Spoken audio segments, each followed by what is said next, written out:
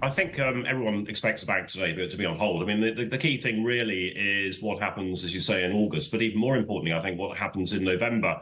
So we've got not just a change in government potentially coming down the pipe in the UK, but also some fairly significant changes at the Bank of England. This is today Ben Broadbent's last decision. He's been the deputy governor in charge of monetary policy and has been quite key in sort of ensuring the narrative for the Bank of England was out there in the markets, but also driving I think the monetary policy debate in terms of the forecasting round, which is done in particular every quarter, running into every monetary policy report. Now he is being replaced going into next month with Claire Labardia.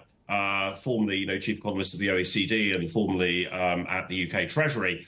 And it'll be interesting to see how much change that we have because of her appointment, and also on the back of the Ben Bernanke review, where there's going to have to be sort of major changes in the way policy is communicated potentially, but also in the forecasting process itself.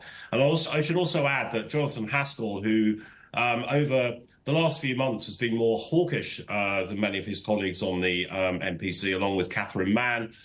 He also leaves at the end of August. So I think for me, the key meeting actually will be in November. They may cut in August, but the more interesting thing is what happens in November when, I think they'll have to really express what they expect as the new normal going forwards. Following a change of government, as I say, changes afoot at the Bank of England as well. So, David, just quickly expand on this for me. You're talking about these changes internally at the MPC. It's not necessarily going to change the timing and the depth of cuts to come from the BOE, though, right? It could do, because obviously Ben's view of where policy should go may differ from Claire Labardia. I mean, her view, we don't know at the moment.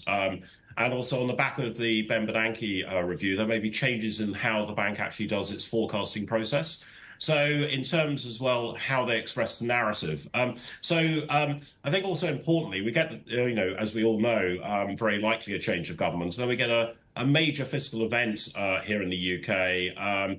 Some sort of 3 months later, so we're talking probably in October. So as I say, the November meeting, I think for me is going to be key, because at that point, an incoming Labour government with a large majority in all likelihood has laid out its stall in terms of what it wants to achieve and what it wants to do. The Office of Budget Responsibility will have scrutinised the plans and come up with their forecasts. And on the back of that, the Bank of England then in November will publish its, monetary policy report. And I think it's after that that we'll actually have a much better idea about where policy is probably going to go in 2025 and beyond. And at that point, the market should really focus in and reprice the curve.